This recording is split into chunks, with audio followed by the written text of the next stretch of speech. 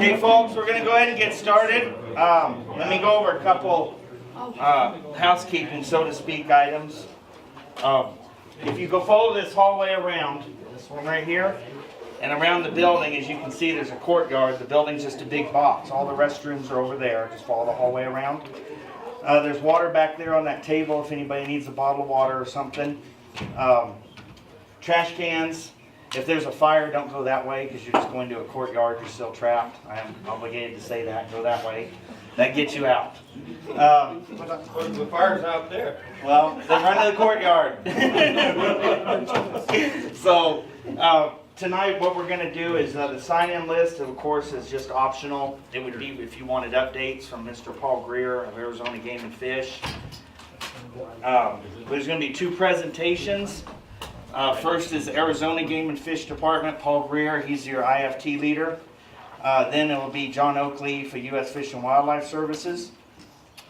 We would ask that if you could, so they can get through their presentations, we're going to have question and answer at the end, so just let them get through the PowerPoints and then ask your questions. I think that'll help us just get moved through quicker and better, smoother. We also have comment forms here. The last meeting, the last couple times that IFT meetings occurred, that's been a handy asset up in Alpine, etc., in previous meetings. So if you want a comment form, they're right here on the table. We have plenty of pins. You can do it now. You can take it home and send all the contact information, email, everything's at the top. So if you don't feel like doing it tonight right here, take it home if you want to, is all I'm saying, and write it down. You can scan it and email. People took pictures on their phone and texted it in. We've gotten every method in the past. So do what's comfortable for you. So first up is Paul Greer, Arizona Game and Fish, and you're going to do your own arrows? I will. Okay. Thank you, Supervisor Shanley. Good evening. Thank you all for coming out. Appreciate you being here. I'm Paul Greer with the Arizona Game and Fish Department. I'm the interagency field team leader for the Arizona Game and Fish contingent on the Mexican Gray Wolf Reintroduction Program. I've been in this capacity for 2 years, and the goal of tonight's meeting is to provide an update on what we do in the IFT and also to tell you what's planned for this year, for 2018. And then at the end to make ourselves available to the questions that you have. This is not a decision-making meeting. This is not a meeting that's being driven because we need to receive public comments. This is just our chance to visit with you and explain to you what we're doing and make ourselves available in a public meeting format. So we haven't done these in a while. Our intent is going to be to hopefully do something like this, a public meeting, hopefully annually, maybe around this time frame after we've completed our end of the year counts, and we'll be able to present that information to you folks. So with that, we'll get started. I mentioned the interagency field team. What is that? To some of you in the room, you know, and for others it may be new to you. It's composed of 5 different agencies that are tasked with the implementation of the 10J rule, the management and recovery of Mexican gray wolves. There's the 5 different agencies. The U.S. Fish and Wildlife Service is the lead agency. John Oakleaf is here. He's from the Fish and Wildlife Service. He'll speak with you later today. Obviously, Arizona Game and Fish Department. The White Mountain Apache Tribe is a cooperator in the IFT. Forest Service, and then also Wildlife Services, otherwise known as APHIS. And there are staff, permanent staff assigned to the IFT from each of these 5 different agencies. The Forest Service has only one person, a liaison. Others have multiple positions. We've got Arizona Game and Fish Department has currently 4 full-time positions on the IFT and 1 vacant position due to lack of funding at this point. The Arizona Game and Fish Department's priorities on the IFT, we've got 4 top priorities at this point. The first is to monitor the wolf population. That's throughout the year, and document expansion, dispersal of this population. We'll talk about how we do that as we go through the presentation. Conduct an end-of-year count, and we want to do a consistent, effective end-of-year count that we can use to track and document this population's growth. Third priority is to mitigate wolf impacts to livestock producers. And that's primarily focused on proactive mitigation measures and information dissemination. And then also to address genetic management through cross-fostering of young pups from the wild population into from the captive population into the wild. And we'll discuss what that looks like here in a bit. Okay, so what I'm going to do is just kind of provide a snapshot of the calendar year and the activities that the IFT is involved in throughout the year, and incorporate some of the details into that. And I'm sure you'll have questions at the end. So after John's presentation, I'll look forward to answering your questions. January and February, the end of January into early February is the time frame when our biologists on the IFT are conducting our annual helicopter count and capture operation. It's got a twofold objective. The most important is to count the wolves that are in the wild in both Arizona and New Mexico. And how we do that is with aircraft. We've got a helicopter, we have personnel in a helicopter, and then we have support personnel in a fixed-wing aircraft flying above, looking for hazards and going to the next pack. What we're doing is we're using these radio telemetry GPS collars, tracking collars that are deployed on the wolves. Right now there's 75 of those that are working in the population. And we're going to these collared wolves and we're counting the collared wolves, and then we're also counting the uncollared wolves that are with the collared wolves. As you know, wolves are they're pack animals, they're social animals. There will be single animals, but by and large the population is maintained in a pack. And so that is our way of conducting the helicopter count aspect. That is on the heels of a ground count that I'll talk a little bit more about in the presentation. But that is to firm up the end of year count that we've already done for the following year. So this year, in 2018, we did January, the end of January into February, and that was to firm up the end of year count for 2017. The second objective of this operation is to deploy the GPS tracking collars. And how we do that is actually pretty incredible to watch the highly skilled folks that do it. I don't do it. I get to sit and listen to everything on the radio, but we've got very skilled biologists that are using dart guns, and they're using Tilazol, a chemical immobilization drug, and they're actually darting target wolves. We're targeting specific wolves for capture to deploy these GPS collars. If we do find a wolf that's injured that needs veterinary care, then we would capture that animal if that decision was necessary.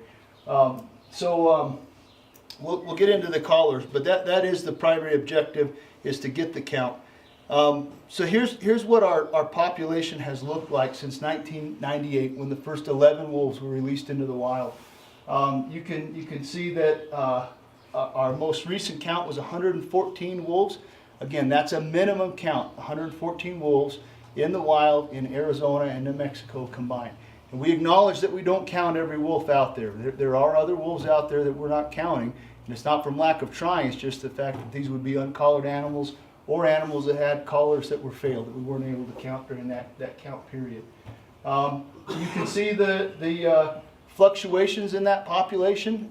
Wildlife populations are cyclical, especially in smaller populations. Those changes are more noticeable. When you start talking about 8,000 elk in Unit 1, that's a much more flat line rather than these more noticeable changes. But you can see that from 2009 up until 2014, there's been a very prominent increase in the population. And then from 2009 to 2017, there's still been about a 14% average annual population growth in that period. So just a real quick little snapshot on Mexican wolves and what we've got right now in the landscape. A pack is defined as two animals that are maintaining a territory, a minimum of two animals that are maintaining a territory for 3 months. So right now, that number changes, but right now we've got 25 packs spread out across Arizona and New Mexico. You can see 14 of those are in Arizona. Your typical pack size is between 2 and 6 wolves. You can have on the upper end of, I think Bluestem had 12 last year, but that doesn't sustain itself. Those are a lot of yearling and subadult animals that at some point are going to disperse out to go out and try to form a new pack. So that would be on the exceptionally high side of what we're seeing for our numbers in packs right now. We have seen that Mexican gray wolves are maintaining territories of about 200 square miles, so a very large area. Reproduction, just briefly, breeding occurs in late January into February, and then denning and pups are born in April, starting early April into May. A litter size would have an average of about 4 to 6 pups, somewhere around there. And then not all those pups survive. The average, since the population's been monitored, has been on the ground, the average mortality of pups is about 50%. So 50% survival as well. And that can change from year to year. Again, that's just an average.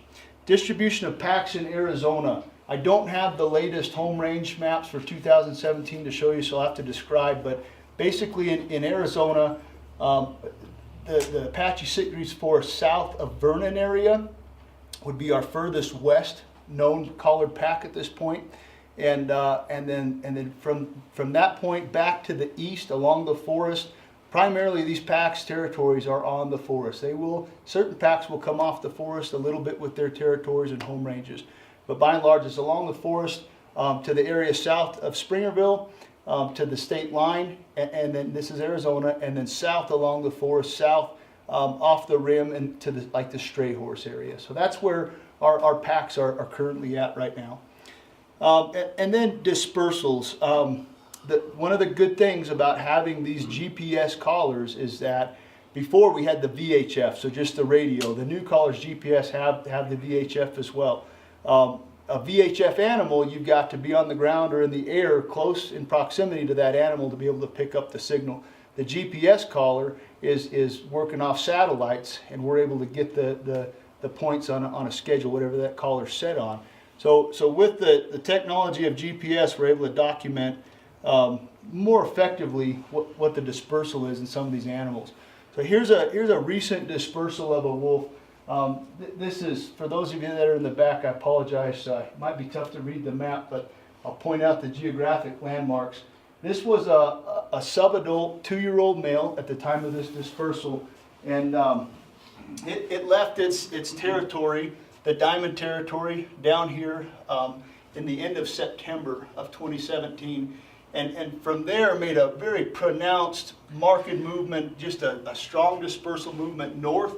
It crossed I-40 on the 5th of October, was well up onto the Navajo Nation at that point. In coordination with the Navajo Nation, they requested that the Fish and Wildlife Service remove that wolf back to within the Mowepa.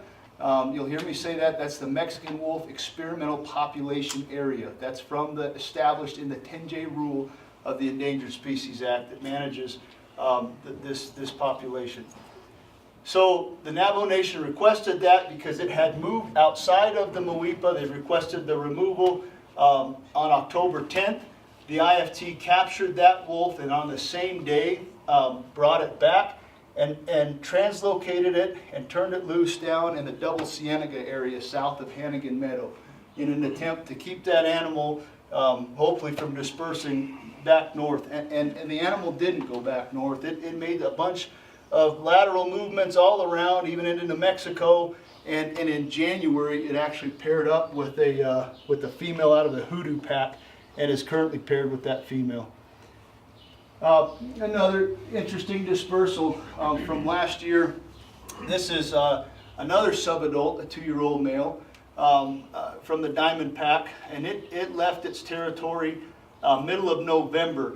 Again, Diamond Pack territory in this area here, and it moved up, dispersed, followed the forest boundary. You can see this is Clay Springs, those of you in the back. It dispersed west, stayed south of 260 for the most part, and made a strong movement all the way over to this area on the Coconino National Forest. During that time, it actually approached I-40. It made an approach on I-17. And then in late January, it came back, followed relatively the same pattern, the corridor that it had traveled to begin with, came back to the Diamond Pack territory, and then dispersed back again and was fatally struck on I-17 in late February. Obviously, this is interesting, that it spent that much time there. One of our biologists did go out, do some sign search in that area, deployed a camera, and right now we do not have reason to believe that there are wolves over there. The furthest west wolf that we have documented at this point is maintaining a territory south of the Heber area.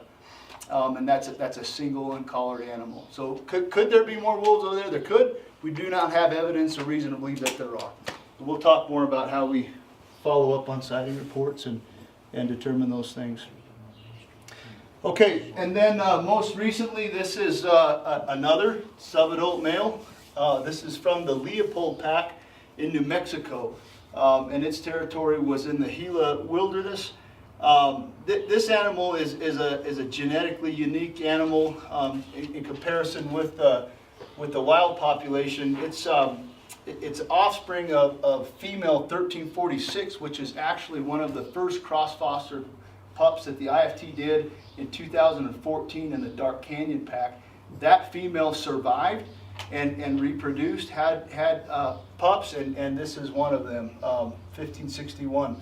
So mid-March, this animal left its territory and started dispersal west, moved again, tracking along the forest, and is currently located on the Coconino National Forest, again, westward movement. So more to be told on that story, and we'll see how that plays out. Obviously, movement's going to the west, though. And again, this is in Arizona specifically as far as dispersals.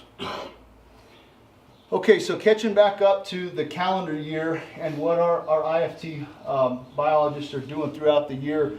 We didn't do it this year. The Arizona Game and Fish Department didn't, but we have just wrapped up 2 years worth of what we are calling predation studies on the Mexican wolf population. Not studying all the wolves, but picking certain animals, certain packs, and we are studying their kill rates on native ungulates, so on deer and elk. And basically what that is, it's a period, middle of February to the middle of March, and the animals that have been identified, our biologists are going out and investigating GPS clusters. So any area where they've got 2 or more points would be considered a cluster. Our biologists will go out after a couple days has passed, that wolf has had time to move off, and we're investigating what was killed there.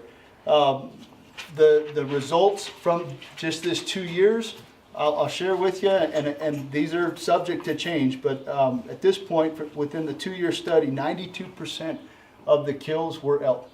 And of those 92% of the elk kills, 51% of those elk kills were calves, and the 8% of the kills were deer.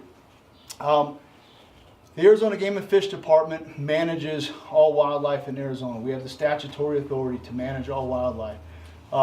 We obviously have an interest in elk populations. Elk are hunted. Hunting contributes to the economy of the state, and obviously it's an important wildlife asset to the public. And so our desire on this is to be able to document impacts that wolves would be having on elk populations and deer populations where we have wolves. And at this point, we have not documented an impact on elk and deer populations from Mexican wolves. This is going to be something that our department is going to continue to closely monitor and watch, and we are in planning stages for a more robust study of impacts that elk would have on. that wolves would have on elk in Arizona and New Mexico. Moving forward into the spring, this is a shot into a wolf den. We've got obviously quite a bit going on with the reproduction and the denning. We have the desire to document which packs are reproducing, which packs have denned, to be able to go in following our protocol and get a pup count, to be able to document production from that litter. We're not going into first-time breeders to minimize disturbance on those animals, but that is something important for us to be able to document as production of pups. We're also following those pup numbers throughout the year to be able to look at pup survival. The other important aspect of what we're doing during this time is the cross fostering. So basically what we've got is a wild population of wolves, Mexican gray wolves, and then we have a population represented in captivity. And to start this population, wolves were released from captivity. We had no choice. But to the point where we're at now, we have 114 wolves in the wild, a minimum, and those wolves are wild wolves. They were born wild or they were cross-fostered as less than 14-day-old pups from captivity, put into a den of a wild wolf pack and raised wild. And that's a good thing. We've seen that releases in the last years of adult wolves from captivity into the wild have been largely inefficient in improving recovery and also in improving social tolerance, because those wolves are often getting shot because they are naive in a sense, or they're the result of nuisance issues and nuisance calls that we're having to deal with, and that could ultimately result in those animals being removed, which at that point they don't contribute genetically. So the goal of cross-fostering, John will talk about this, is to take these wolves from captivity where the genetics are more diverse and bring them into the wild so they're raised wild and they can ultimately breed and contribute to the genetics of the wild population. Just a quick note, in 2015, the Arizona Game and Fish Commission directed the Arizona Game and Fish Department to no longer release wolves, adult wolves that had been reared in captivity, into the wild in Arizona, and they did give direction to move forward with cross-fostering, and at this point we have a cap of 6 pups. No more than 6 pups cross-fostered in a year. Just real quick, I'll give you the update. We have started cross-fostering this year. We did a cross-foster in April of 2 pups from captivity into the Elkhorn Den, a male and a female pup. And then the Fish and Wildlife Service did a cross-foster of 2 pups, a male and a female, into the Freeborn pack den. And we'll wait to see how that works out. John, I'll let you cover more. I just probably an important point to mention is that since we started cross-fostering in 2014, we've got 4 wolves that have a minimum of 4 cross-fostered animals that have survived. 3 of those have survived to breeding age and have successfully reproduced. The third we believe will be reproducing. Okay, so moving forward into June and July. In Arizona, the livestock grazing on the Apache Sitgreaves National Forest, where the wolves are currently located, is largely seasonal. So cattle are mostly coming onto the forest. Some come on mid-May, most of them are coming on around June 1st. And so this is really kind of the peak time when we see our wolf and livestock interactions and conflicts. And so a goal of ours, obviously, as mentioned before, is to work with livestock producers to proactively mitigate depredations and conflict. But obviously, once you have a depredation, there has to be the important aspect of getting that depredation that's a suspected wolf kill. It needs to be investigated. And so obviously the kill has to be found first. And then once it's found, then Wildlife Services does the investigation on that and determines whether it's a confirmed wolf kill, probable wolf kill, or if it died of unknown or other causes. And then management actions are reactive as well when you have depredation and conflict issues. Some of the tools, just to be real quick on what we have, this is a picture of fladry. That's turbo fladry. It's electrically charged fence, and it's got the visual deterrents, the flags that blow in the wind. Works pretty effective for a short time if it's a small situation. So that's one tool that we've got. Obviously, the hazing aspect that our biologists do to get out and chase the wolves and make them uncomfortable, especially if they're repeatedly in an area close to cattle or where we're having concern. The hazing can be done with human presence, noisemakers, cracker shells, less than lethal rounds, non-injurious rubber bullets or bean bags that are designed not to cause serious injury if they're used right. And other things as far as just phone calls, letting permittees know if they've got a wolf pack that's close to where they've got cattle with baby calves, even communication ideally up front before cattle go onto the forest to convey where we have a general area where there's a den, so that management can be taken ahead of time, and the permittees aren't blindsided on going into possibly a pasture that has an active den in it. The other aspect in the summertime is it's a picture of a pup there, continuing to document pup production for all of the packs. Okay, August, September, October, kind of lump those together. Clearly mitigating depredations. This is the slide on the bottom left that I didn't mention. One of the tools that we have is diversionary food caching. And what that is, that's taking roadkill, deer and elk largely, and placing those in a specific spot to have the wolves feed on that, and in a sense actually reduce their need to go out and hunt and kill. It is a temporary solution. It is not a permanent solution, but we have seen where this has worked effectively, especially in an acute situation where we've got, say, an active den and we've got cattle going into a pasture, and it's got the recipe for conflict. That combined with some of our other tools has proven to be effective. The other pictures there are showing processing of a wolf pup that's been trapped. We start our trapping in August, as early as August. By mid-September, we're full-blown trapping, and we're using leg hold traps. And these are designed, again, to not cause injury, but they are an effective way for us to deploy more GPS collars.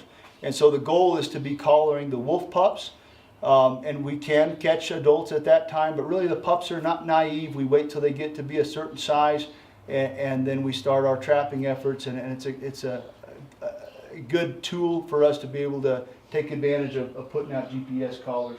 Obviously it's an endangered species, so there is a high level of care that goes into the processing. Anytime you handle a wildlife, there's an inherent risk of injury or even death to that animal. And so you can see that wolf's on an IV drip there to help with the metabolizing of the chemical immobilization drug that it's sedated with. Once it's processed, fitted with a GPS collar, measurements taken, vaccinated against a number of the canine diseases that are on the landscape, and then it is the reversal drug is administered, and it's released on site.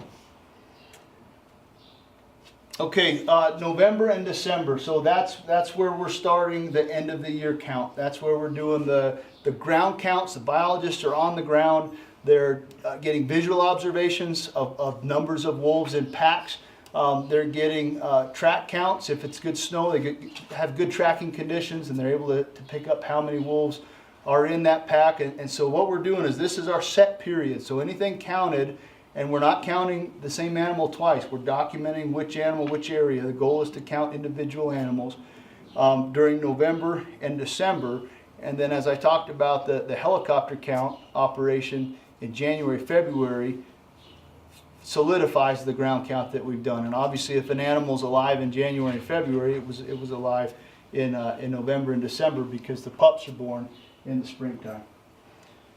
Also, during the end of the year is when the release and translocation proposal for the following year has been written by the IFT, and then is pushed up to the executive committee, which then puts it out to the public for public comment. So the 2018 Mexican wolf release and translocation plan for 2018 has already been approved. It's been out to public comment.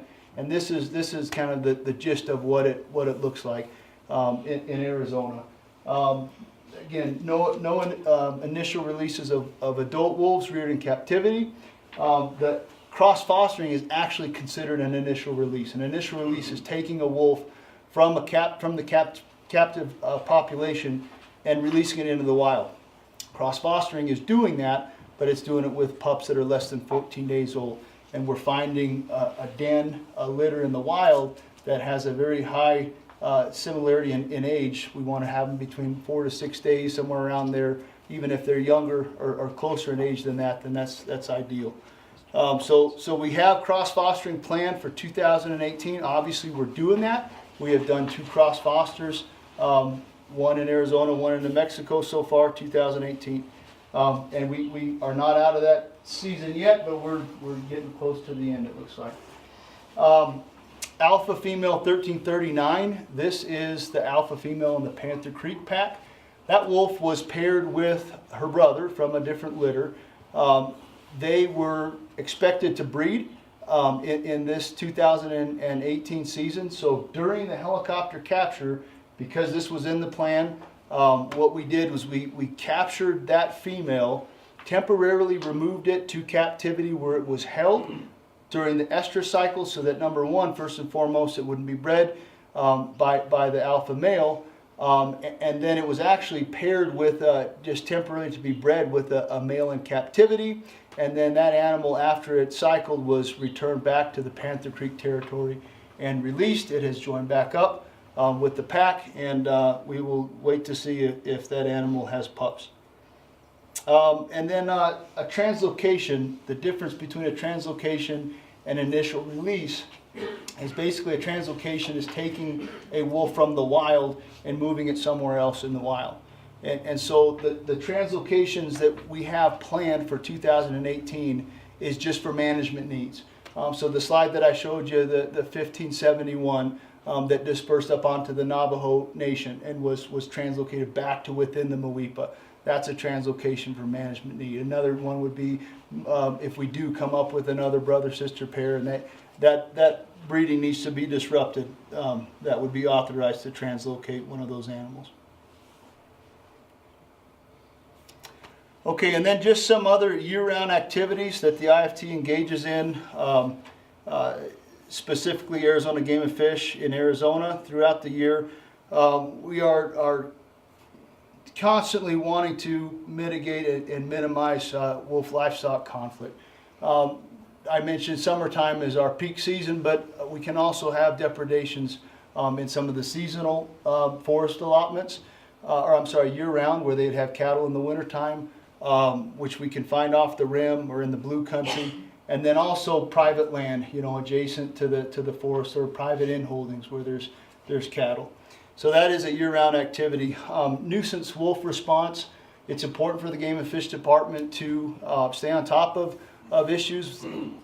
They are held in the public trust, and it's our responsibility to manage those situations. When we get a nuisance report, we're going to be calling the person back to take that report, following up with the site visit if that's deemed necessary by the biologist, and then evaluating basically, is the wolf exhibiting unacceptable behavior, or is the wolf in an unacceptable location, and then taking further management need if necessary based on the situation. Wolf sighting reports. I was talking about how we document wolves throughout Arizona. I mean, obviously the public sending us reports is invaluable because there's a limited number of biologists that we have, and a picture is absolutely the best way, because then it's not going on somebody's word or expertise in identifying a wolf, but we've got a picture to look at. But definitely taking wolf sighting reports, following up with the person that takes the time to call us, certainly is appreciated for them to do that. And then if it sounds like it's a credible sighting and it would be a wolf in an area where we don't have wolves, or don't know to have wolves, or possibly a wolf or pack that we didn't know about, that would be important for us to follow up on.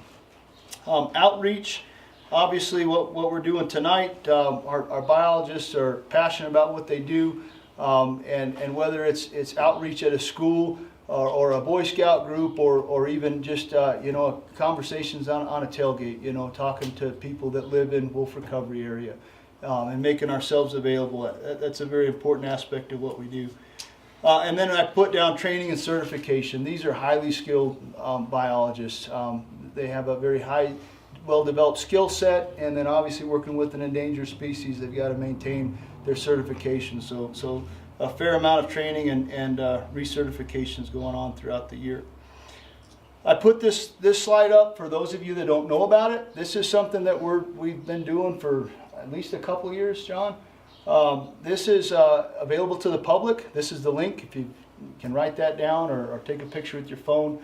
That link sends you directly to our wolf location map, and it's updated every other week. They are buffered locations, but it's a small enough polygon that you're able to zoom in and see the general area of where that wolf was at when the map was made. That is something that we're doing for the public to be able to see where the wolves are at. These are obviously collared animals. We aren't putting the animals that don't have a GPS collar on there. So if it's a VHF collar, it may not make it on there. We've got, I think, maybe 15 or less animals that have VHF only collars. The rest have GPS. And if we have a VHF animal, that location during the map making, we're putting that on there as well. Just another tool for people to see where wolves are at. And you can also click on that, and it's somewhat interactive, that it tells you the stud book number and the pack that animal is associated with. Can you hold that just a minute, please? You bet. The next slide that we're going into is going to be talking about the monthly updates. Some of you might see those. We try to post those at key locations: Greer, Alpine, Springerville, St. John's. This is basically the IFT's update to the public on what has happened in the course of that month. We give updates. Sir, are we good to move on? Yes, thank you. Okay. We give updates on the packs.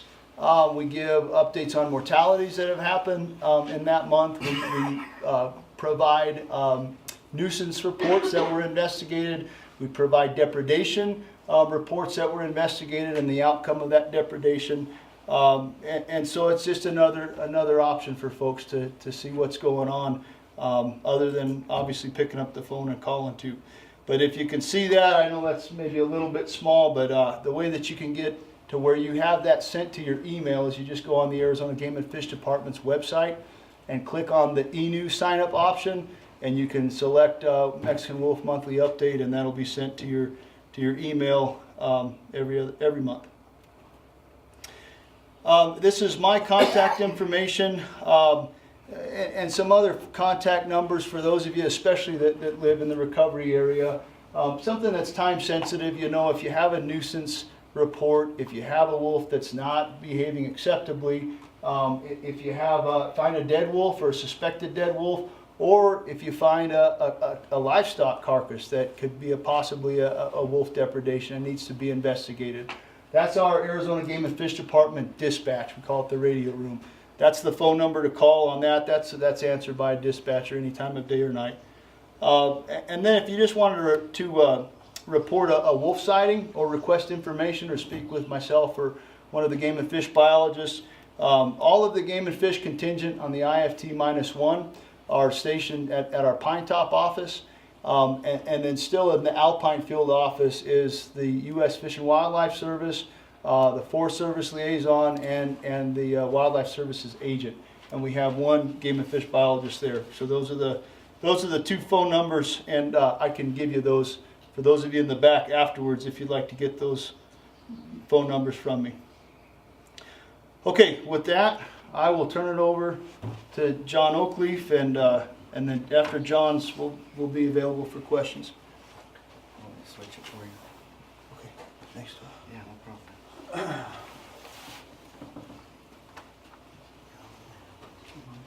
Paul, do you have a business card with those numbers? Yes, sir. Thank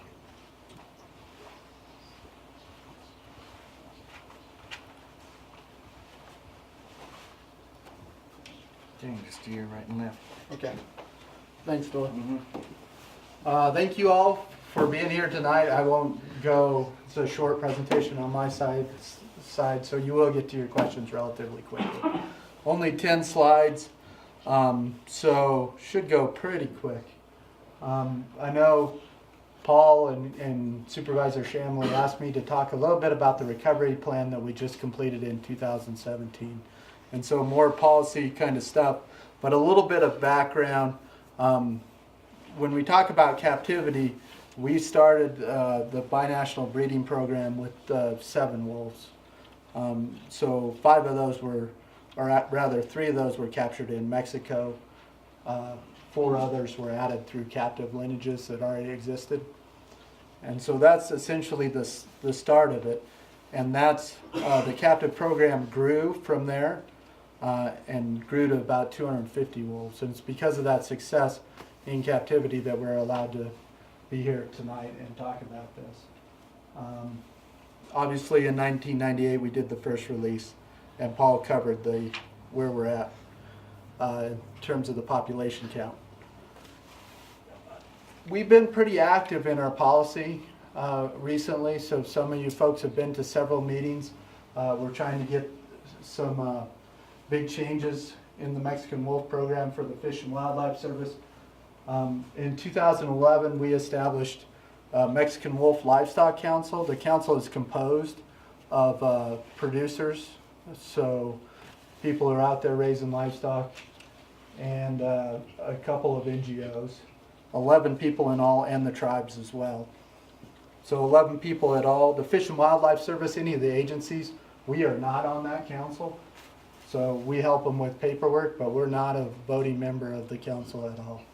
So that's they've done Pay for Presence, which is a program where they actually pay for the presence of wolves based on a formula. It's underfunded, but it does provide some funding to folks out there on the ground who are impacted by wolves without actually finding a depredation. So if you want to talk about that, come see me afterwards, and it's a one-page form to fill out for that Pay for Presence. The other thing is right now they pay for depredations in New Mexico. The Mexican Wolf Livestock Council, they approve those depredations. In Arizona, it's the Arizona Livestock Loss Board that you submit your depredation claims to, and they pay for the value of the cattle out there. We went ahead in 2014, we started working on the 10J rule that Paul referenced, the non-essential experimental rule, and we completed an environmental impact statement for that rule. That's the NEPA planning. And then in 2015, we expanded that population. And then in 2017, we completed the recovery plan. And so that's primarily my focus, but just a little bit of background. And so what is recovery? This was the first question that you had to ask when you're starting that out. And there's 3 components. There's redundancy, representation, and well, the redundancy is more than one wild population. The representation is this representation of the genes. So 90% likelihood of 90% of the gene diversity in the captive population is represented in each wild population. So that was the component that we did for representation. And then you want the populations distributed across a large geographic area. So you don't want all your eggs in a small localized basket. That's for viability. That's 90% likelihood of persistence over 100 years is the viability component of that population, of those 2 populations. So what did that look like? We brought together a group of folks, the service, CONAMP from down in Mexico, Seminart, which is like Fish and Wildlife Service in Mexico. CONAMP would be like the Park Service in the U.S., equivalent for that. So those are the 2 groups from Mexico that were there. Arizona, Colorado, New Mexico, and Utah were at the meetings, as well as the Forest Service, and a variety of independent scientists from both countries. So we completed that in 2017, and basically you have 2 components of recovery. So here's the releases to improve the gene diversity, so that's from the captive population.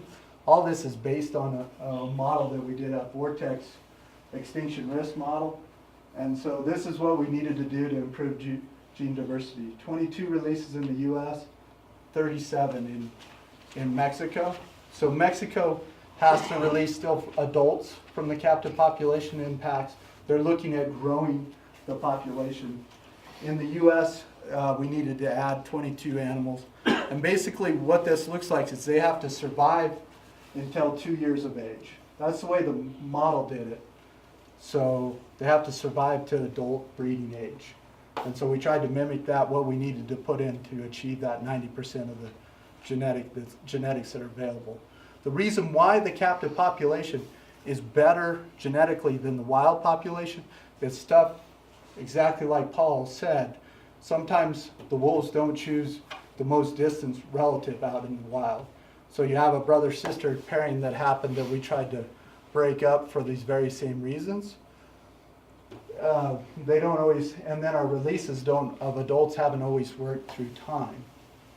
And so in captivity, obviously, you manage for genetic representation. They manage for the best genetics out there with the captive population. And the captive population has been large for a long time. So it grew really quickly. It was up at 250, 300. The wild population has grown more slowly, and individual packs are more successful than other packs. So the blue stem pack, for example, has been more successful in the wild in Arizona than a lot of the other packs. So it has an overrepresentation of those animals out in the wild. The other component that has to be addressed before we get to recovery is we need to have regulatory mechanisms in place. So this is like a state management plan that's out there. There needs to be an average of 320 wolves in the U.S. over 8 consecutive years and 200 wolves in Mexico. There's goals that are short of these goals that allow for downlisting from endangered to threatened. I didn't put them in the slide, but we can discuss them later. But those are the primary goals that we're working towards. That's the end game.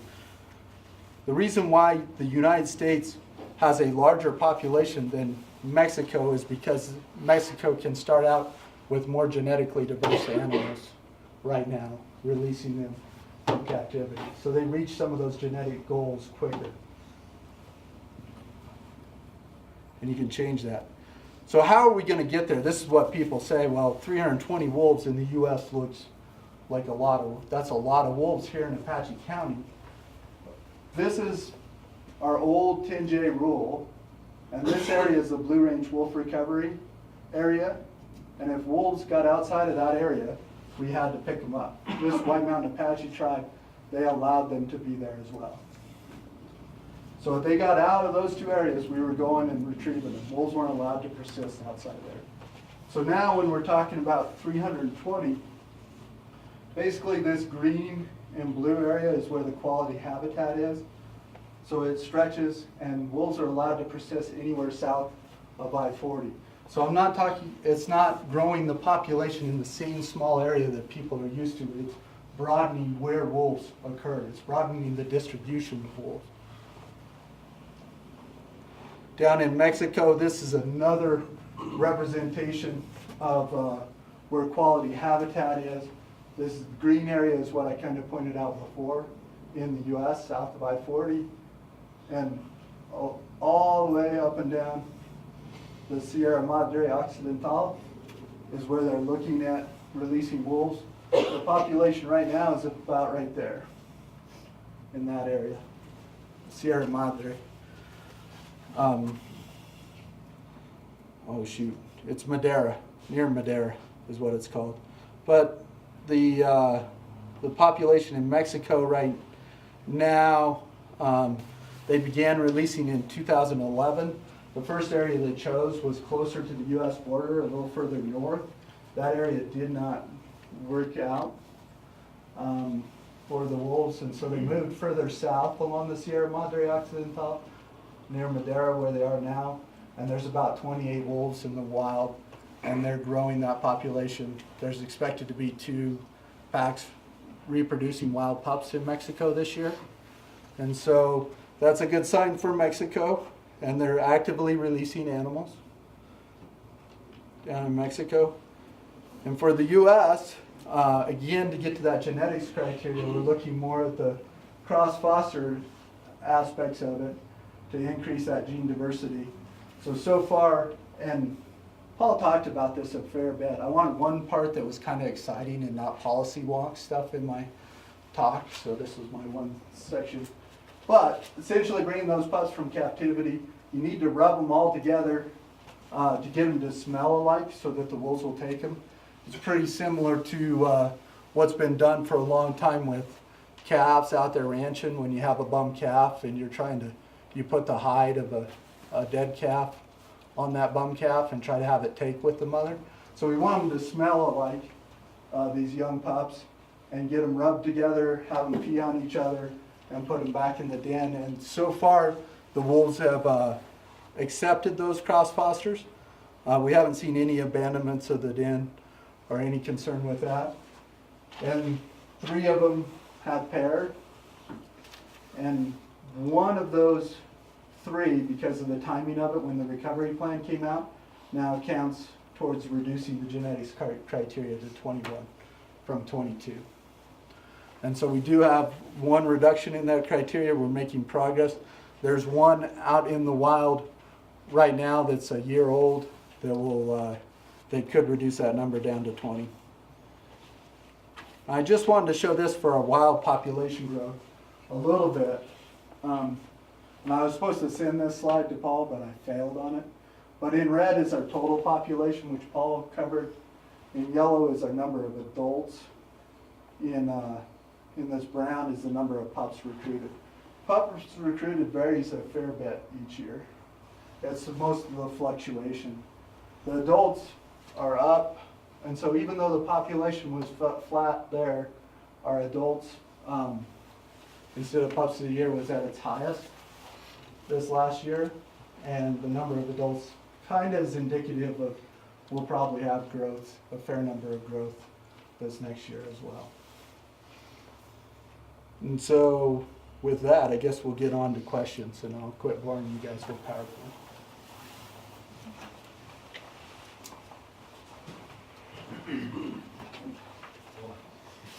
What does the term pups recruited mean? That's pups of the year, so that's the number that How make many it to the end of the year count. Okay.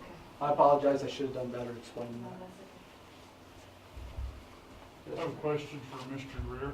How much money has the Arizona Game and Fish Department spent on the wolf recovery program, and where did it come from? Don't have the actual figures. Let me make sure I get your name at the end and I can get you the actual figures of what's been spent.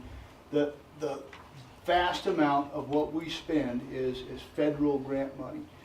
It's Section $6 from the Endangered Species Act that's allocated to the states for endangered species management. And then also a contract through a cooperative agreement with the U.S. Fish and Wildlife Service. So that's where the bulk of that money comes from. And then there's other money that's used to match that because that requires a match. So I could get you that, and I almost want to say it's online available, but just the easiest thing would be to get your contact. And if you have email, or I can mail you a hard copy. Okay, and a follow-up, you talk about doing studies on the depredation on the elk herds and whatnot. What's the plan if it gets to a point to where it looks like it's really impacting, because of the drought and everything, impacting our wildlife that the state makes all kinds of money on, stealing tags and stuff? What is the plan if it gets to the point to where the wolves are just eating us out? And good question. We don't want that. One of the things, the benefits of the Game and Fish Department being involved in the interagency field team is we have a seat at the day-to-day management decision table as well as the executive decisions. We were actively involved in the recovery plan development. We were involved in the 2015 10J development. One of the things that our department pushed strongly for was to have a provision within the 10J, which governs this population, a provision to where if there were unacceptable impacts to native ungulates, deer, elk, then there would be a provision to allow for management action to be taken, up to and even including removal of wolves because of unacceptable impacts to deer and elk. So that is important, to have that provision within the 10J to be able to take that action if necessary. Can I add a couple of things, Paul? The other thing is the reduction of elk herds, or where it goes down a lot. That's bad for wolves too. That's how they make their living. And so there's a shared goal there where it's good for wolves and and for hunters out there. The other, our numbers in the recovery plan, the 320 that is there for 8 years, that's not predicted to cause downturns in elk overall.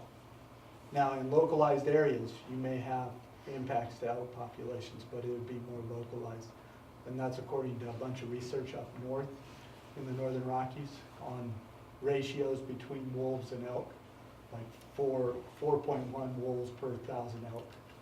When you get above that, it starts causing declines in elk populations. That 320 doesn't get above that for Arizona and New Mexico, where the elk populations are right now. And there isn't severe winters that cause winter die-off like there is up north. There isn't grizzly bears like there is up north, so there's some added mortality factors that are on those herds up north that aren't present here. Thank you. And so of those populations in Idaho and Wyoming and Montana, those elk populations, there were large decreases for a number of years. Do we know how much of that was attributable to wolves and how much of it was attributable to other causes like winter kill or? I'm not an expert on those other projects. All we can say is what we're seeing here, you know, and our concern would be that we don't have those unacceptable impacts, even if it is in a geographically isolated area. You know, that would be the concern. But John, do you have experience on that? I do. I mean, it's just a lot of things that are seen through wolf-colored glasses because wolves showed up. X happened, so it wasn't that way when wolves showed up. Well, there's a lot of other things that are happening in the rock. So winter changes every year, and so that was a part of it. Wolves were a part of it. Growth in grizzly bear populations were a part of it. It's hard to tease apart all those different factors, but certainly they all played a role in some of those reductions. And they weren't globally across the state area. They were even localized in localized areas. So we don't have to worry about chronic wasting disease here in Arizona affecting elk herds? At this point, we have not documented it. We are worried about it. We do not want it to come into our state. Arizona Game and Fish has implemented a number of measures to try to prevent that from hunters bringing carcasses from other states into Arizona. So we are worried about it. We have not documented it.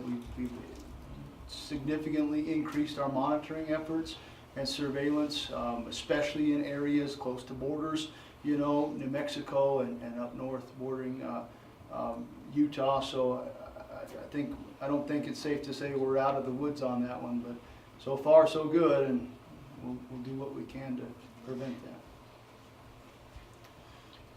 Yes, sir, in the back, and then we'll get to you now. When they released that wolf, the official data that I seen up in Yellowstone, when they originally put that in there, just short of 20,000 elk that they had in there. And I think it was like 2, maybe 3 years ago, there was less than 2,000, and there was 0 calf crop survival. And here you're saying that we're already losing 50% of this elk crop, and we're gonna double the amount of wolves in there. And we're already seeing these wolves aren't getting enough in that prey population, so they're going over to the domestic food population, hitting horses, cows, dogs, sheep. People up there in New Duroso are worried about them starting to feed on their kids. They're being stalked by those wolves right there in their front yards. And reports have been sent in, nothing has been done with those wolves. And so I'm just kind of curious, to me it seems like there's a real special type of arrogance that thinks that we're not going to fall into that same problem, and that these wolves are totally going to devastate the prey population, and they will find a new prey population. Thank you, sir. I appreciate you bringing up a bunch of good points to consider. First of all, just to make sure everyone understands what I said, 51% of the kills investigated, of those kills, not of the elk calf crop, 51% of the kills we investigated were calves. We do not have the data to say what percent of the calf crop annually is killed by wolves. We don't have that. So that, make sure you're clear on that. A couple things in comparing Yellowstone to Arizona and New Mexico. Yellowstone is a park, you know, where they don't have hunting. We do have the option to hunt. We do manage our elk herd. We issue antlerless permits to be able to increase, stabilize, decrease our elk herds. We want to responsibly manage elk herds because too many elk is not a good thing for the habitat. So would just caution you in comparison with those. And then to go to the Nutrioso situation, I appreciate you bringing that up.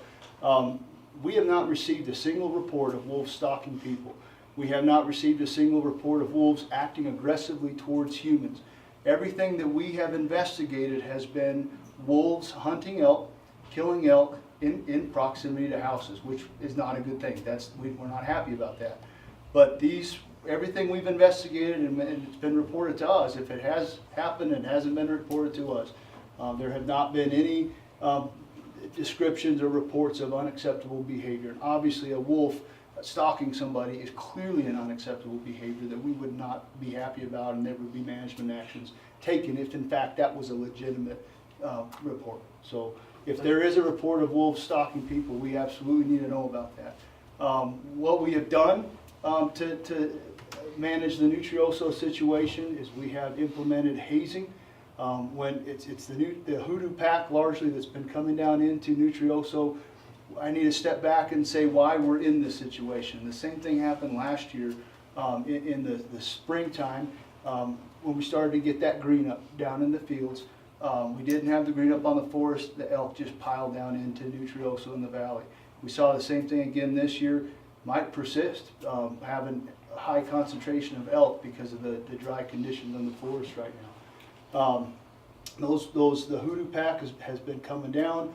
The times we've got reports of that, we have responded to it on almost all of them. I think one of them we didn't respond to because the person said there was nothing left of the carcass. If there was edible portions of the carcass, we removed that to eliminate the attraction of the wolves coming back to that carcass, because we don't want them in close proximity to houses and people, especially close proximity to the dogs and the livestock down there as well. And then we have initiated hazing of the hoodoo pack by our biologists. We actually had some of the wildlife managers spend some nights out there hazing the wolves. Anytime they came down, and we're hazing them anytime they got close to Nutrioso. Had a couple, at least one time where some rubber less than lethal rounds were used on the animals to reinstill that fear, so they are not comfortable and they have that aversion to being around people. And then we're going to have to wait and see what happens on this one. But we did issue some less than lethal rounds to residents in Dry Valley. I think there were 5 people that we issued less than lethal rounds to, so that they would have the ability to initiate opportunistic hazing of wolves if they saw them in the area. Might want to do some follow-up on that. Supervisor Shanley, I'm sure, has got some information on that, because there was people here at a meeting Monday from Nutrioso that specifically said these instances were taking place, that they reported them, I believe, to you, and that there had been no response to it. So might just want to follow up on that. Yeah, I've got the data and pictures. It's just like prey testing. And they did say that you're not calling them back, so I'll get with you. Okay, that is certainly not our desire, so thank you for bringing that up. Oh, ma'am, you were next. Yeah, I just was curious if there's any evidence from places where both chronic wasting disease and wolves are present, if there's any mitigation of the CWD situation due to wolf predation, and also whether wolves seem to be able to contract and or spread this, say, through feces or anything. Do you know any research on that I could take a look at? That's really interesting. I don't know of any research on that.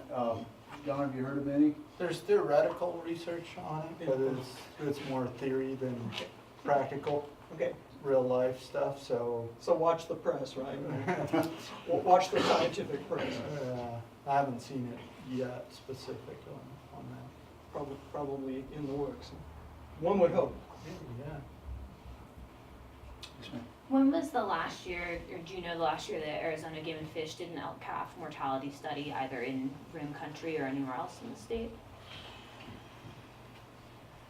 It's been a while. Yeah. Not within 10 years, probably. It's been a while. Like I said, there's something in planning stages right now. It's not certain, but certainly that would be the intent and the desire, is to evaluate mortality specific causes to all of this spectrum, bulls, cows, and calves as well. Sir? You listed in your presentation priorities of the IFT, and it talked about mitigating wolf impact on domestic livestock and things like that. The one thing that's missing on there that I think that was just brought up was mitigating wolf impact on people. And you yourself said that there's correct places and unsuitable places for wolves or wolf impacts to be.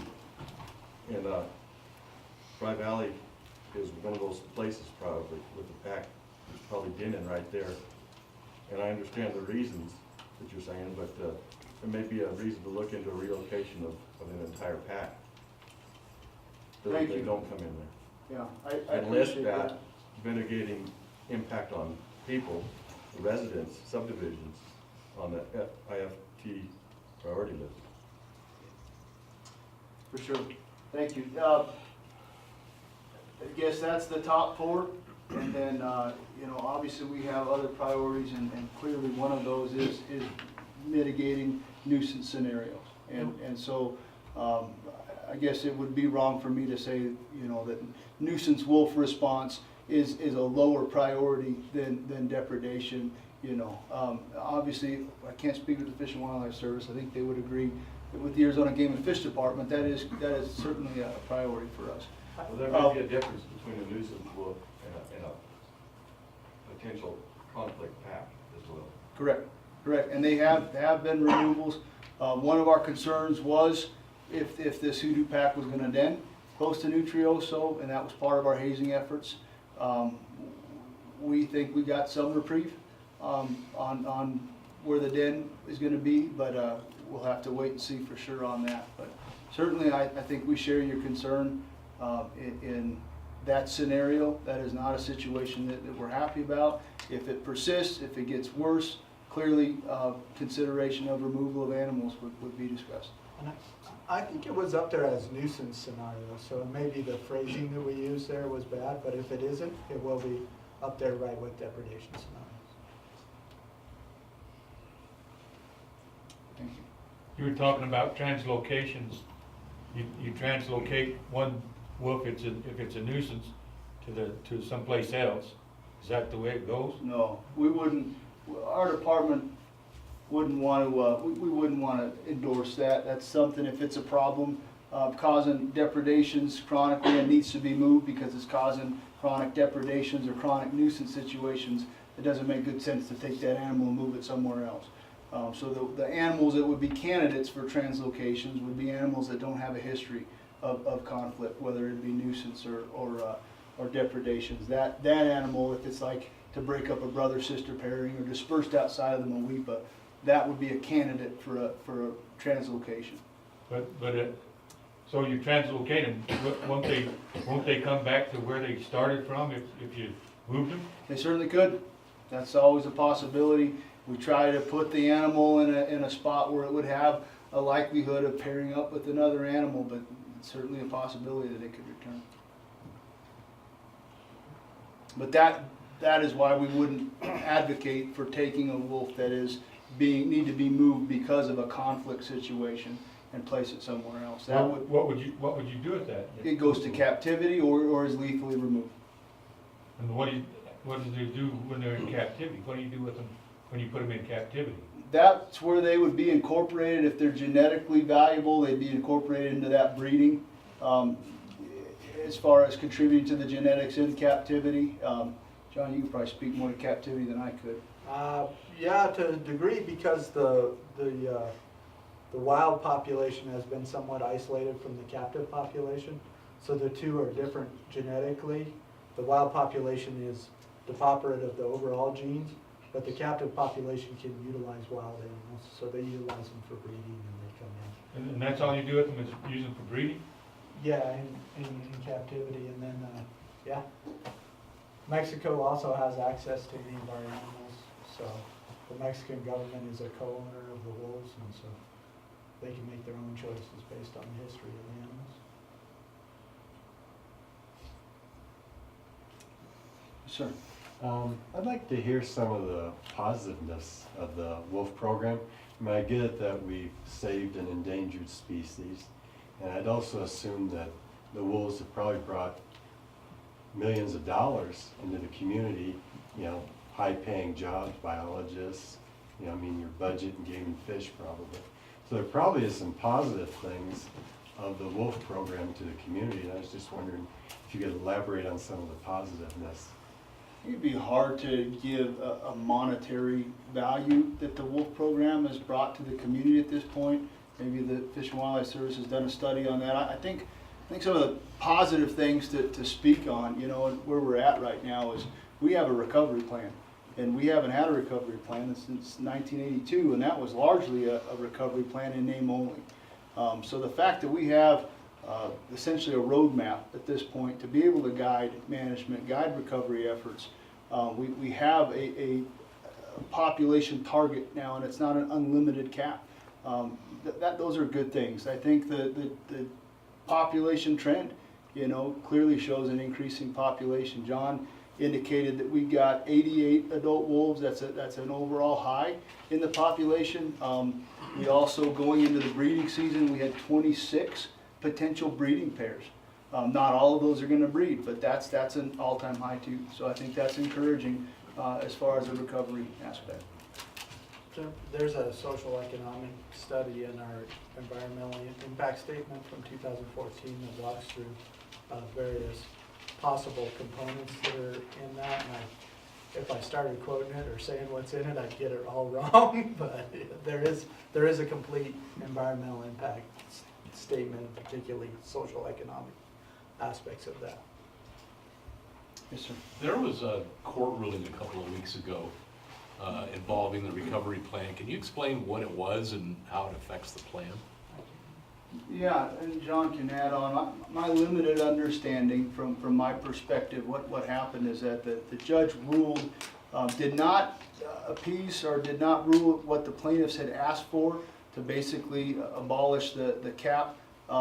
Basically, the judge remanded that the Fish and Wildlife Service rewrite the 10J rule, which the Fish and Wildlife Service already had to rewrite the 10J rule. That was all part of the plan. And they are supposed to be using the best available science now. Many of the people involved in the recovery plan itself and the compilation of that using the vortex model feel that we did, the agencies did use the best available science. So that can be used. The 10J rule had to be rewritten already. So now what the work that's been done the last 2 years going into the recovery plan, that would be used to rewrite the 10J rule. So hopefully that ruling doesn't change a whole lot on the day-to-day implementation. We'd still have the northern boundary of I-40, and we'd have that 320 population target. John? The judge remanded the 10J rule to us. It had specific components that the judge wasn't happy about, but they didn't vacate the rule. So all the stuff that's in the rule remains in place. That's what we're operating under. The service has to rewrite that rule in parts to address the judge's concern. But overall, it doesn't change anything now. It'll be a very public process if we change the rule or what parts of the rule we change. So the same public meetings will be called, all the trappings of the rule change. So testimony. Does that mean I heard the judge wants the numbers increased, wolf numbers increased in the states, is that right, or what does he want? Well, what the judge specifically, well, there was a number of things that the judge said, but I mean, in terms of specifics, I wouldn't get into that, but the rule comes back to the Fish and Wildlife Service. We can either justify it further with information that we have and say, here's why we still think this is correct, or we can make changes to it. So part of what Paul was talking about is we've had a recovery plan that's done since that time. And so the recovery plan changes, has some better data involved in it, some better models, and has some good scientific data to stand on with our 10J rule. And so all the stuff that we have to clarify what the judge's putting out there. We don't necessarily have to change things, but we have to analyze it and say why we're keeping it the same or making changes. Yes, ma'am. Can you speak to the impact, either positive or negative, on biodiversity in the area after this plan? How this is affecting that? Once the recovery plan would be fully implemented, Or do we even have information now about it? Well, That there's been a positive or negative I think impact? that points to the EIS, the environmental impact statement would be the best place to look for that. So, no, No. there isn't stuff that would It's not in the indicate that EIS. at this point in time, that there's been changes to the biodiversity Okay. out there. Is there a plan to look at that? There has been some, one of the thing that people quote all the time is the willow or aspen regeneration from wolves being around. And again, the same researchers who did research in Yellowstone did research down here, so Ripple and Bestia, and they did not find an impact from that. So far there hasn't been impacts that have been observed. One of the toughest things is, in order to observe a change, you need pre-data and post-data. And so in the case of Yellowstone National Park, there's a lot of pre-data. In the case of here, there's not as much pre-data, going back through time. On this environmental impact studies, I understand the premise on that is that there's an assumed information, tried to collect information, saying, okay, this is what the social economic impact will be. Now, when you're tracking your numbers on the growth of the wolf count, and again, acknowledge that was a minimum, are we tracking any information on economic, social impact that says, is the EIS on target, or is it totally out of whack? Well, Because the cattle are not being reimbursed, the ranchers are not being reimbursed sufficiently, not even close to what they're losing. You know, is there an impact recovery for people that are losing their horses, for their dogs, for whatever other livestock that they have? See, there's no recovery for that at all. It was this in the environmental impact study, that people are gonna have to pay the cost, not only in taxes for this thing, but people that live here where you've introduced this killer is going to have to brunt the feeding program largely.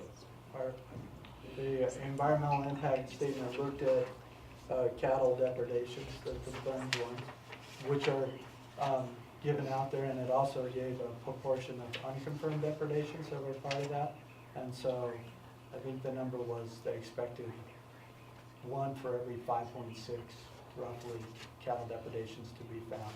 And so that was analyzed as part of the impacts of wolves that are out there, both confirmed found cattle and unconfirmed lost cattle. The environmental impact statement looked at, whether or not hotel receipts had increased in the area from time, and so it analyzed that information. It is a big process, so it's not something that we're gonna redo every year. That's the purposes of EIS, is you do them and then you make your prediction and you put your cards on the table for the changes that you're gonna make and what you think those impacts are. We do continue to track cattle depredations, horse depredations, dog depredations. That's all a consistent part of our annual report. But that information isn't gonna be made public to compare to what the wolf growth is as opposed to what the depredation is, to see if there is a balance? Is it in control or somewhere within the reality what the EIS says, or is it completely out of whack? Is the public taking the brunt a whole lot worse than what the dream was? Well, I'll give you for an example. Last year was a low depredation year. So it was lower than what we see on a per 100 wolf basis. And so that's what we base the EIS on. So it's based on a per 100 wolves.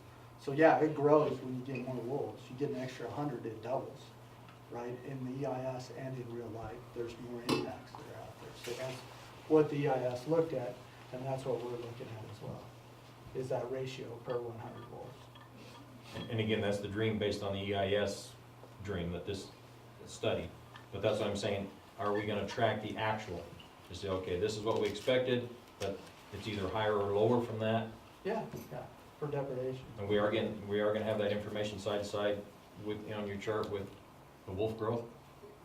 population growth? It's in the annual report. I don't have the slide right there, but as far as the actual depredations, the depredations that I know you're alluding to that aren't found, obviously those can't be tracked, and so those farther reaching impacts, but as far as the depredations that are investigated and are confirmed or probable, that's listed every year and in the annual report, and then that shows, a table of what the depredations have done, and it also has the population as well. And so that is gonna show what the real impact is, particularly on ranchers, cattle. For the Horses. confirmed, for those that are investigated, you have those, as far as the economic impact, John. So it'll be able to show Does the that this Fish and rancher Wildlife lost Service have plans to $100,000. do that? Not an economic impact every time, but it does have the per 100 wolf for depredation impacts. That's the number that we track, and we do compare it with the EIS number and the running average through time. So the depredations, the confirmed depredations per 100 wolf. The missing animals, the total impact is out there is not something that you can address because lots of there's no data to wrap your hands around on missing cattle that are dead somewhere and saying what proportion of that is wolf caused versus other causes. It's not only wolves. Wolves are a part of it, I'm not exonerating them, but it's not only wolves that are out there. So there is no tracking mechanism to suggest one way or the other the true economic impact of this wolf on the people that live here. So that's just you're stuck with it, to the people. Wow. So, That's a John, heaven- it's pretty easy. I mean, I see heaven what for he's the wolf. asking. It's a good point. And the EIS and, well, DEIS, technically speaking. You and Sherry Barrett and I had many conversations, including at Honda. It was very clear that much of the economic data was flawed initially. So your baseline was flawed, because for instance, you had charts based on occupational wage rates that went back to 1990. You can't say that someone today, if they lose a job or lose a head of cattle or have an impact, can be valued today at a 1990 rate, because people don't get paid what they got paid in 1990. Cattle prices are different. So its question's very simple, as I see it. The DEIS had a very rough socioeconomic report at best. And now, since it's published, is the agency doing anything that's truly based in economics? no. Okay. The final EIS was you finalize the numbers. Yeah, but this year is not the year you finalize the EIS. No, it So was as cattle prices, 2015. I know, so as cattle prices change, costs for, even hazing costs that have to be built into any program, those change. Sure. So where do we get that tracking? Well, I mean, I'm not an economic person, and I Yeah. doubt, Well, there's not, we're in your there's staff. not expertise in our staff Yeah, okay. that tracks that stuff. That's not a component of yearly tracking to track economic data for the Fish and Wildlife Service. It's a periodic evaluation that comes up, and it's once every 5 years. 5 years. 10 years is when it comes up. So, And it's a pretty big, investment. mm-hmm. Yeah. So what I'm hearing is the economic impact isn't important to you. The true economic impact on the people that live here doesn't mean anything to you. So let me explain in terms of the cattle aspect of it. That's been something that I've been working on my whole career since I was a young biologist getting my thing. So it matters a lot to me. I like cattle ranchers being out on the landscape. I think we share a lot in common in terms of biologists, not making a lot of money and being out in the lifestyle. So I like that lifestyle, I sympathize with that lifestyle. I've done research to show the additional impact from wolves that's uncompensated. The current compensation program on the Mexican Wolf Livestock Council covers confirmed depredations and a pay-for-presence aspect that is not based on confirmed depredations.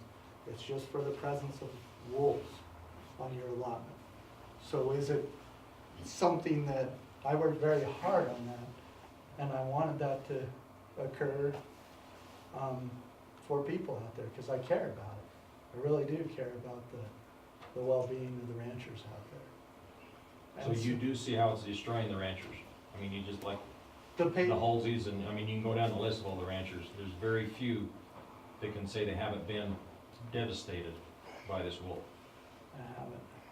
I've talked to Corwin a lot, and talked to him yesterday. Okay.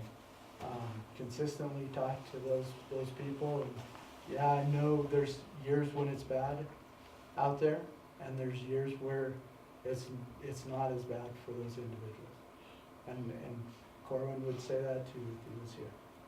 But yeah, there's impacts in particular years for individuals.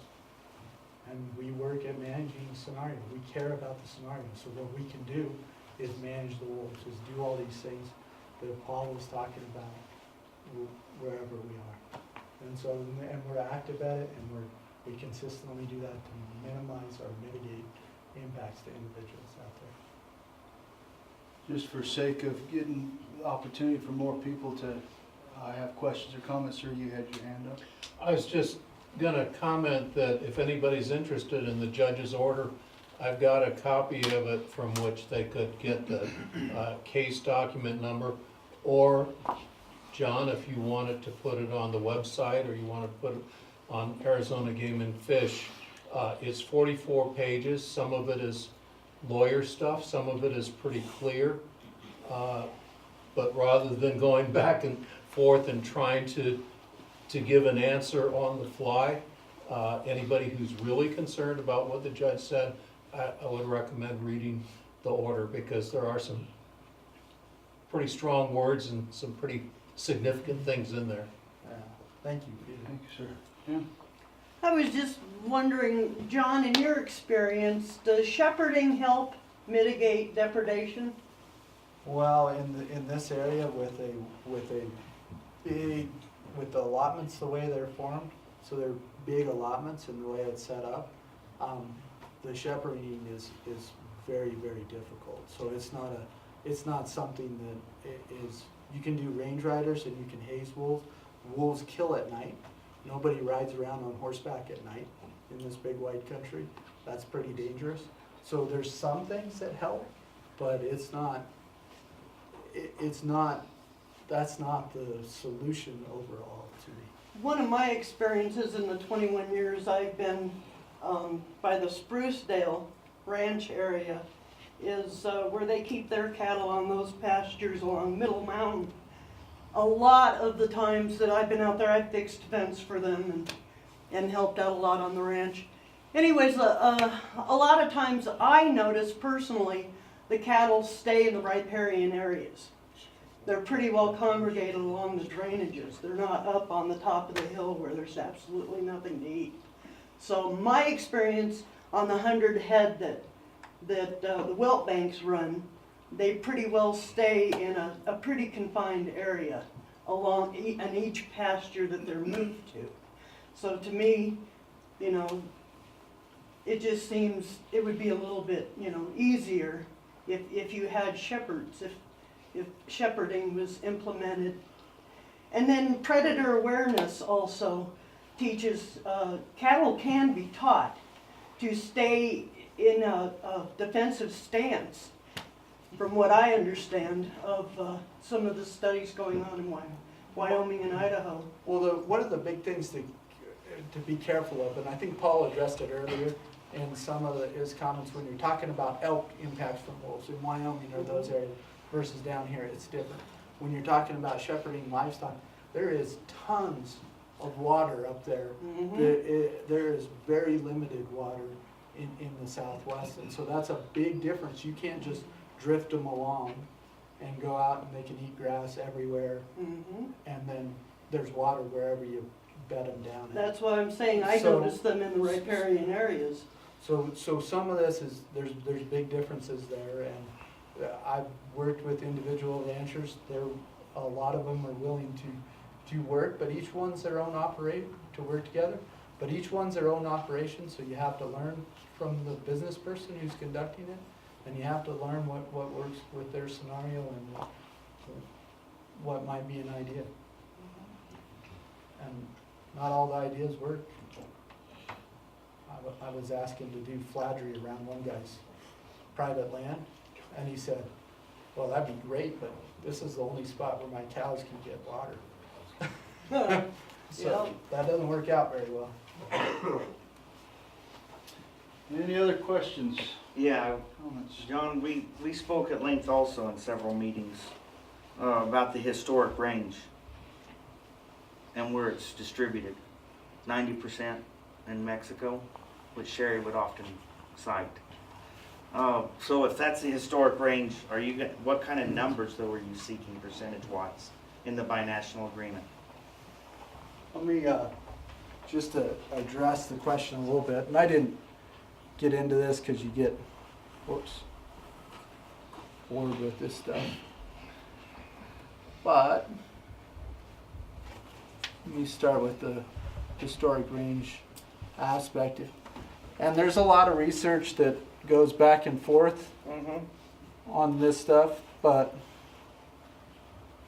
basically, this is the current range that we're utilizing. Yeah. And it's been the range since '98. Mm-hmm. And so if you look in the United States, that's this area, and you look in Mexico, 60-40, Mm-hmm. maybe, Okay. in terms of that depiction of historic range. There's other depictions that it's 90-10. Yeah. So at what point, and where's the plan that we could see that you're gonna seek a population count that's 60-40 if you use this? So this is where we landed on based on the modeling and all Yeah. that stuff. So it's not 60-40. Yeah. It's greater in the U.S., Mm-hmm. 320 and 200. Yeah. So that's it's a U.S. Fish and Wildlife Service led recovery effort. Mm-hmm. And so Mexico's signing on to our recovery effort, and we worked with them closely. The 200 is based on that 90% persistence Mm-hmm. and the genetic availability that's there. Mexico has less because their population is starting from captivity right now is more genetically robust. And the United States has more because that's what it takes to get to that 90% persistence and that genetic representation in the U.S. So that's the breakdown on those two areas.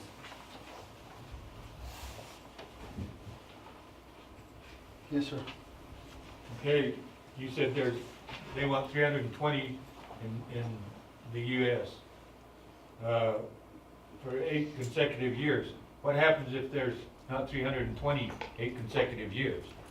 So it's an average of 320 overall, so it can bounce up and down. So it's an average over those 8 consecutive years. So if there's more, then what? If there's more one year and then less the next, below 320, it averages out over those 8 years. Are you sure? Yeah, I wrote it, we specifically wrote a scenario into the recovery plan for that.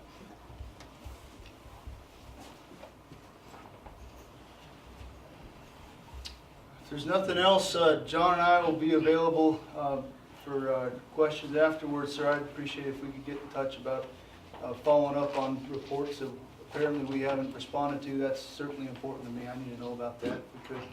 And then, sir, I can get you your contact information. So, Thank you sure guys. appreciate everyone coming. Thank you Thank for you. your time. Thank you. Ma'am in the back. Well, Look, one more comment or question back. I just wanted to kind of make a comment. I really appreciate, this opportunity. I wish there were more people here, because I think it's really important that people understand that if there is an issue, or if somebody sees a wolf, if they're coming into their home, if they're attacking something, they need to call the office. And they need to get a hold of somebody it's really difficult. People get busy.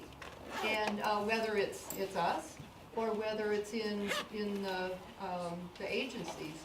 And I know right now with all the fires, I think, where's Vicente? just shut up. Oh, there you are. You were detailed away from the office for a while, weren't you? Yes, ma'am. Yeah, and so, so it's really, it can sometimes be difficult because real life happens and people do have to have lives out there, but you have to, you know, the public, it's up to the public to call and, you know, and say something and try to work with people, I feel.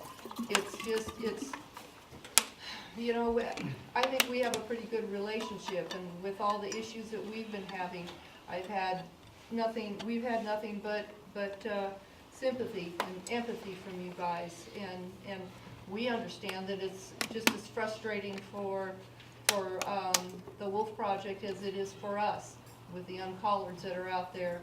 And you know, they killed one of our dogs and attacked another one, and that was during broad daylight when the family wasn't at home. So, you know, they were watching, and wolves are territorial, that's the bottom line. Where we used to be able to send our kids out with the dog, knowing that the coyotes, mountain lions, and bears would probably stay away. With wolves, dogs are attractants, and people have to really keep that in mind and act accordingly. And actually, I'm glad I brought that up too, because we didn't feel at the very beginning that it was adequately checked into the effect that the wolves would have on the other predators in the area. And in dealing with livestock losses, that's something else, that if the wolves put pressure on these other predators by killing the prey species, then those other predators kill our livestock. We're not reimbursed for that. And because they are not endangered species, they're not introduced species, I should say. And I know that with the Campbell Blue Pack, they were the first pack, one of the first packs put in. They went around and they would steal a mountain lion cache, and it forced that. Isn't that right, John? Yeah. And and so that would force that mountain lion to kill again. Now they were killing, you know, elk and deer, and but those wolves were still forcing that lion to kill something. So, you know, that's something that I think everyone just kind of needs to keep in mind. It's been an experience for us. Sometimes it hasn't been too pleasant, but it has been interesting. And you know, you have to try to grab hold of that, and we have met some wonderful people through the whole thing too. So, anyway, I still have contact. thank you. Thanks for sharing that. Thank you folks for coming out. Doyle has a contact. Oh, sure. I'd like everybody to write down a number. If you have a sighting or interaction, our deputies have been trained by APHIS Wildlife Services for canine spread and investigation on the scene. I need you to call the non-emergency number to dispatch. This has all been implemented now, and it's to our Apache County deputies, so don't use 911. That's all I'm giving you. 928-337-4321. 337-4321. So that's important to build up the data. It doesn't matter what side of the fence anybody's on. The data's the data. And that's very important to have on hand for us. We need that, so please remember that. 928-337-4321. Call that number if you have these interactions. Because I've got pictures on my phone from this week, last week, etc. And some people feel retaliation may come at them from an agency. I've been told that. So not only did we accommodate the training through APHIS, but we are offering that other outlet. Yes, sir. Is that just for the deputies here in District 1, or does that include deputies in District 2 and District 3? All the way up. Also? All districts. How many deputies you trained up there? I mean, train all the deputies got that training? We went all of us to school. Okay.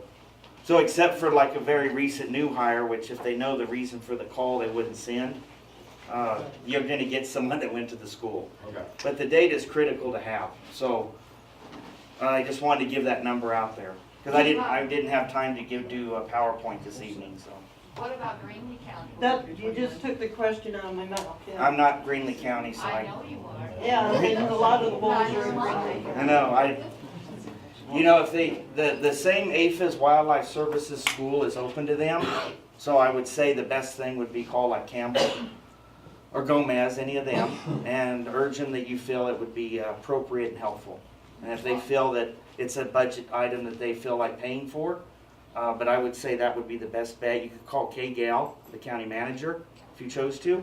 I'm just giving you some mechanisms. Yeah, well, and that's something else, you know, there needs to be more funding out there.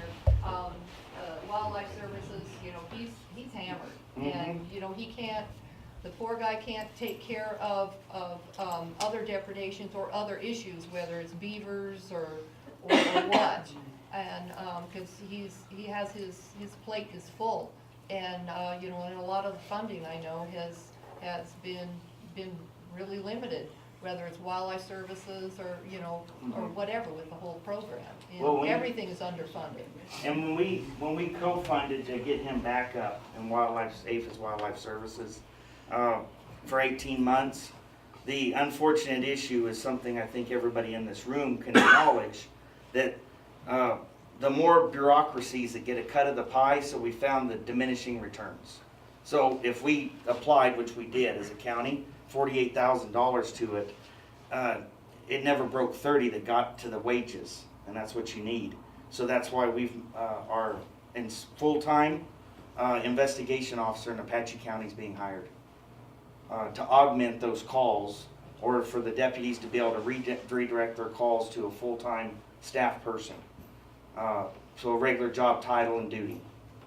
Because APHIS is not going to get an expanded budget.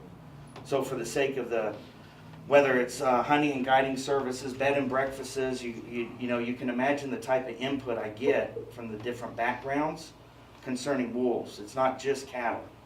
It's hikers. It's so-called ecotourism. The bird watching is big here with the hummingbirds and sipes. So a full-time officer is going to allow us as a county, because that's what we've already initiated, to better serve the public in Apache County. Because we need to augment, because APHIS Wildlife Service is not going to keep up. Neither is the budget. There's a gentleman back here, and I don't know who it's for, and then we better break, because we told the... Would that include dogs also? This fellow you're hiring, will he come and check on the dog situation that's killing our cattle and chasing our cattle? Yes, we're going to include all, like more of a predator control officer, if you will, because we're having problems with feral dog packs, if you will, out in hunt areas especially, are getting out of hand, quite frankly. So, and there has been some spikes, as I assume Paul Greer knows. We had difficulty dealing with 3 bot fly outbreaks, 2 plague outbreaks in the prairie dog towns. This county now holds all the plague records in the state, I think. So to mitigate those, we had good fellows and helpers, because the state was of very little help, but Coconino County stepped in real well. And then to the state's credit, the state veterinarian, they gave us an immense amount of assets. But the problem is that there's constantly an issue with either predator control, plague, and pestilence outbreaks, etc. So the gentleman will definitely have full-time work around the year when he's not out chasing a reported wolf sighting or interaction. And to top it off, it's allowing us to hire a better skilled and higher trained person to deal with these. I just need to get the number and that info out, because I didn't do a PowerPoint. But you guys have Yeah, it. you should have. No, I have one. But they don't want to stay here all, we've all worked all day. Thank you, guys. Thank you. Appreciate it.